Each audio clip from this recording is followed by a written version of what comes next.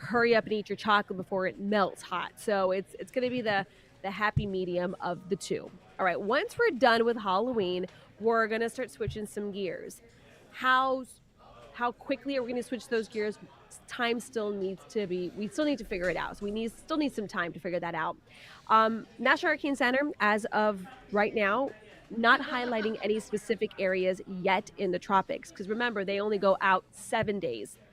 Now, the Climate Prediction Center, that the graphic I'm showing you here, is goes out more than that. So because of that, it is starting to pick up some signals in the Caribbean that models are starting to be a little more consistent on picking up some sort of development. Some take it as this broad weak low. Some take it into something a little more that could have the name by early November. And that name would be Patty, by the way, if this even becomes anything.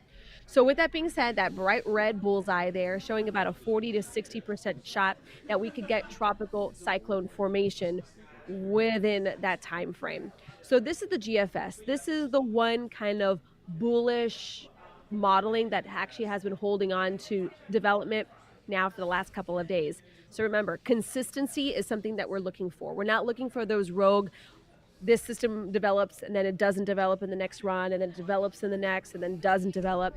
We're looking for consistency, because consistency starts to build a little more confidence. So we are starting to get more confidence that there is going to be something bubbling up in the Caribbean. Now, this is kind of the same zone that we typically, if we do get development, tends to happen in the month of November. In the Caribbean, through the Bahamas, that's kind of that zone that tends to be a little more conducive for a November storm. So with that being said, as the system develops, where it goes, how strong it gets, that is where we have no consistency. We have a model run that takes it straight into the Gulf, to the Panhandle. Another one doesn't develop it at all. One takes it to the west coast of Florida. The other one takes it to the Atlantic. So until we start getting more consistent runs, which we're not going to get until we start getting more observations on it, potentially creating an invest, et cetera, right? Like we've done this now for a couple months throughout hurricane season. So I think the main reason why this is getting so much attention so early in the game is because, Thomas, we're exhausted. We are all still dealing with hurricane hangover, back-to-back hurricanes, especially I feel like late in the season makes things even more difficult to swallow, because when you get like a June or July, you're like, okay, like it's hurricane season, it's hot, it's summer, we knew this was going to happen. But the moment we start turning and we get a cold front and Halloween decorations are out, that's when people start going, oh God, another one? Like this is just too much. So I understand. I am there with everybody. I would love to not have to worry and talk tropics and talk hurricane center and all that. But it is something that we do need to talk about. Now, again, with that being said, this is more than 10 days out. So the reason why we are now starting to highlight this a lot more ahead of time is, one, because our information, our data, our technology, it's all getting better. So that's good, right? Problem is that you also have the enthusiasts online that are now starting to stir this pot. And the one thing I don't want people to do is, just because they're the loud, obnoxious ones on social media, that those are the ones you're supposed to trust. Yeah. So, find your reliable source. If we are it, I thank you for sticking with us, and we are going to continue to give you that information as we continue to get that. And we're going to iron out those details and not just post a random. You know what I could do, Thomas? I can run this graphic here to November 4th and 5th and just screen grab it and then scare the bejeebers out of you. Now that's a Halloween, right? Like, I'm not into that, because at the end of the day, that's one model run. So I'm One going to model run 10 days out. Exactly. So I'm going to leave it here on November 1st just to show you that there is something there. Caught your eye, caught your attention. And I just need you to keep that attention as we head into Halloween. So that's kind of my 2 cents. And then from now until Halloween, sit back, enjoy it, relax, enjoy this weather. We certainly deserve it. You know what? And then if we're still talking about tropical systems developing and possibly nearing Florida, we, of course, will let you know the moment we get a better understanding of it. Pay attention, because you should always pay attention during hurricane season, which runs through the end of November. But don't panic, because there's nothing there yet. Correct. Yes. Accurate. All right. Excellent. Well, thank you so much for your time. I appreciate you. Hopefully we've dispelled some rumors, quelled some panic, and given people something to look forward to in the realm of a nice Halloween. I hope so. We'll keep the scare factor for the others. Exactly. Yeah, absolutely. Well, thank you so much for your time. I will let you go. I know you have some children to get vaccinated today, so I will let you go and enjoy that part of your day. Bye. All right. We'll talk soon. Have a good day. All right. And on that note, we are going to take a quick break. When we come back, we will have a portion of Lewis Bolden's conversation with supervisors of election from across the area about the upcoming election. Of course, early voting has already started here in Central Florida. Get your vote in if you can. If not, we'll let you know. We'll see you at the polls on November 5th. But also, we'll be looking at a local haunted attraction that's going to be helping out some teens in our area. All that's coming up right after the break, coming up in about 2 minutes.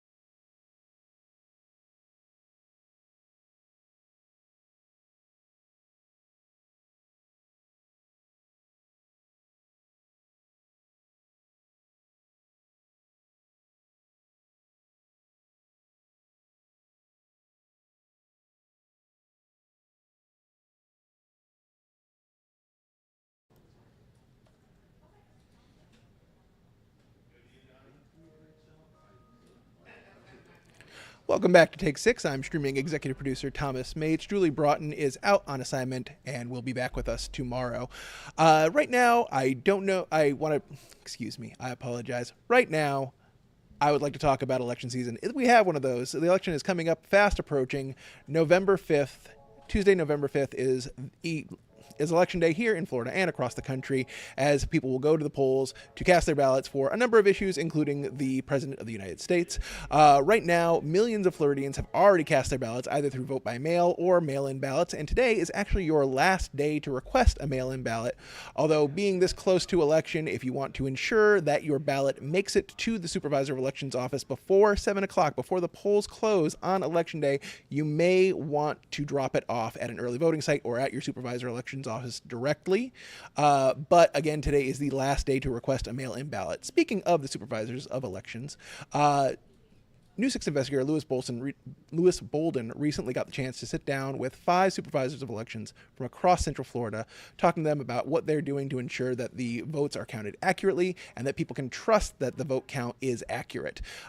We've been airing pieces of his conversation throughout the past 2 weeks, and today we have another portion of that where he's talking about some of the concerns that they have heading into November. Not that you should be concerned about your vote count or your vote being counted accurately, but just what they have as concerns about the future of their jobs and about things that can go wrong on election day.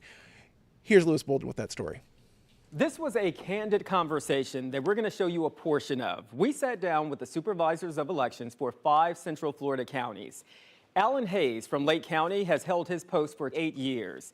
In Osceola County, Mary Jane Arrington has been there 16 years. In Seminole, Chris Anderson has been on the job 5 years. Lisa Lewis has been in the Volusia office for 18 years, 8 as the supervisor. And finally, in Orange County, Glenn Gilzine was appointed by the governor and has been on the job for 7 months. They all shared their hopes and concerns about the upcoming election. So Georgia just required poll workers to tally the number of ballots by hand. Supervisor Arrington, how would you feel if Florida required election ballots to be counted by hand? Well, I don't know when we would have a total. Maybe July? Yeah. And would they be accurate? And would it be accurate? And because, you know, there's more than one race on the ballot. I'll be so bold as to say that if they make hand counting mandatory, I will leave. Oh. I'm not going to be affiliated with anything that prone to mistake. What is your biggest concern going into the November election? Oh, losing polling locations. Yes.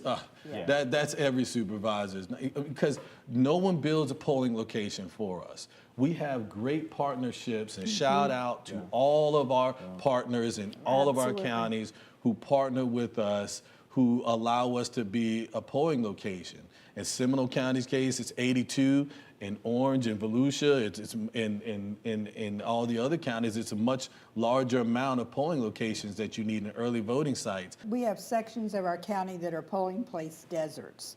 That, all of us have lots of new development, and the rooftops come way before buildings Absolutely. come that we can hold a polling, use as a polling place. And so, like, the eastern portion of Osceola County is just growing leaps and bounds, but it's a desert as far as polling location. There aren't churches, there aren't community buildings, there aren't county buildings, and it is so stressful. So I'll jump in and say long lines, and that's why I want everyone who's watching this to take advantage of our early voting sites and also our vote by mail.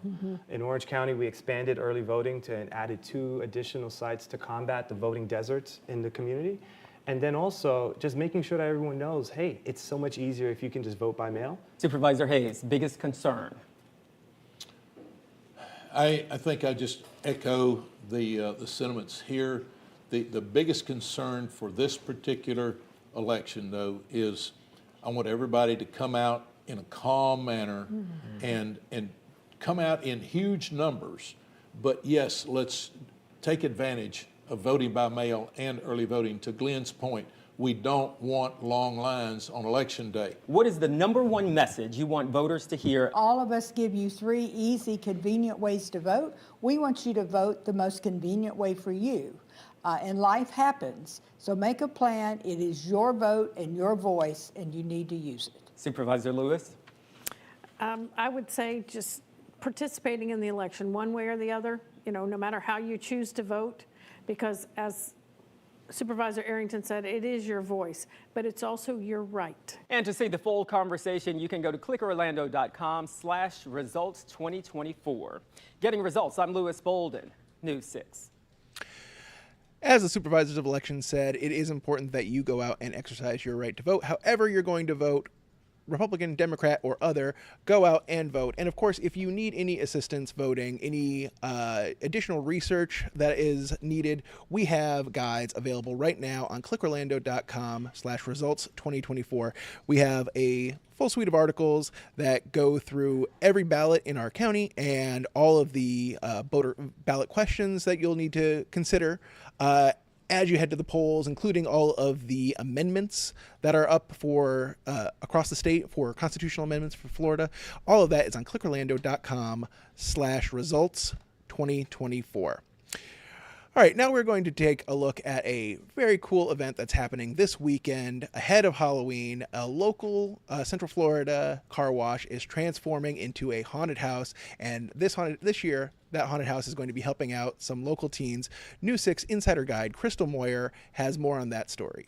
It's a haunted house that you visit from, well, behind the wheel.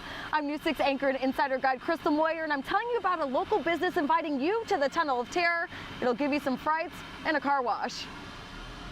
Yes, this car wash is transforming into the Tunnel of Terror for one weekend only. You're getting a lot of soap, you're getting a lot of fog, and a lot of scares in there, so. I was the one getting the scares after visiting the Tunnel of Terror at a different Sweetwater location last year. I didn't go alone. I had Trooper Steve with me, who also had a fright. Yo, you want to play? I'll play. The experience starts before you even enter the car wash. Dozens of menacing monsters wreaking havoc. Then, when you get inside the tunnel, you'll notice some shadowy figures hiding behind some of the equipment. The lights, the soap, the sounds, just adding to the nightmare. When we're talking about a haunted house in a car wash, there are certain things you guys have to do to make it really unique and safe. So what we do is to make it really safe in there, we do turn off a lot of the equipment. We turn off some of the wraps and stuff, so there's really not a lot of moving stuff. General Manager Michelle Alderman says in its 4th year, the Sweetwater Car Wash Tunnel of Terror in Windermere is doing something new, partnering with local students to raise money for neighboring Horizon West Middle School. We're doing it as a fundraiser to kind of give back to the community. So each purchase of a ticket, proceeds of that will go to the school for different programs. Nearly 30 students are expected to volunteer during the 2-day event, encouraging community members to show up and support no matter the age. The cost, $20 per vehicle, and the Tunnel of Terror runs Friday and Saturday 7 p.m. to 10 p.m. I posted more information on Sweetwater's Tunnel of Terror at clickorlando.com/insider. And while you're there, you can check out the full video of Trooper Steve and I's visit from last year. In Windermere, Crystal Moyer, Getting Results, News 6. Of course, that's not the only fall event happening right now. In fact, for our News 6 insiders, we have a contest running right now to the County Line Farms Fall Festival. You have until October 29th, Tuesday, October 29th at midnight to enter for 4 tickets to the festival in Ormond Beach. Of course, that's only available for News 6 insiders, so if you are not yet an insider, I highly recommend you signing up. It's completely free, and it gives you access to all of Crystal's content, a lot of other great content and stories, as well as contests like this one. Again, you have until midnight on Tuesday, October 29th to enter. All right, well, that will do it for us today here on Take 6. Thank you so much for joining us. I really appreciate all your time coming and watching Take 6 today. I hope that you'll stick with us for News 6 at 4 p.m., where we'll have more news and traffic and weather and everything you need to keep your day going. That's coming up on News 6 at 4. We'll see you tomorrow. Thank you so much for your time, and have a pleasant day.